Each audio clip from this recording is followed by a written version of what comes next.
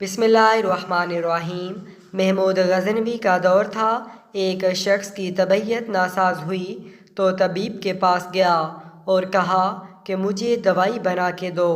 طبیب نے کہا کہ دوائی کے لیے جو چیزیں درکار ہیں وہ سب ہیں سوا شہد کے۔ تم اگر شہد کہیں سے لا دو تو میں تمہیں دوائی تیار کیے دیتا ہوں۔ اتفاق سے موسم شہد کا نہیں تھا۔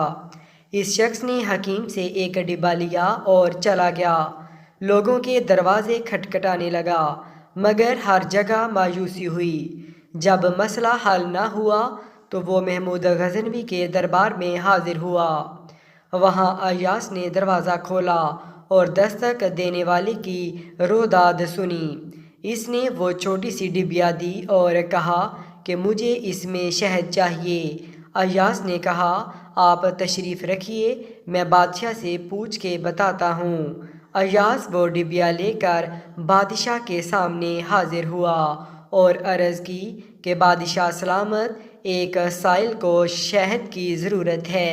بادشاہ نے وہ ڈبیا لی اور سائڈ میں رکھ دی۔ ایاس کو کہا کہ 3 بڑے بڑے شہد کے ڈبے اٹھا کے اس کو دے دیے جائیں۔ ایاس نے کہا حضور، اس کو تھوڑے سے شہد کی ضرورت ہے، آپ 3 ڈبے کیوں دے رہے ہیں؟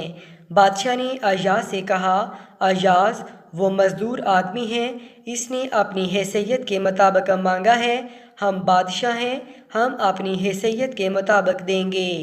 مولانا رومی فرماتے ہیں آپ اللہ پاک سے اپنی حیثیت کے مطابق مانگیں، وہ اپنی شان کے مطابق عطا کرے گا، شرط یہ ہے مانگے تو صحیح۔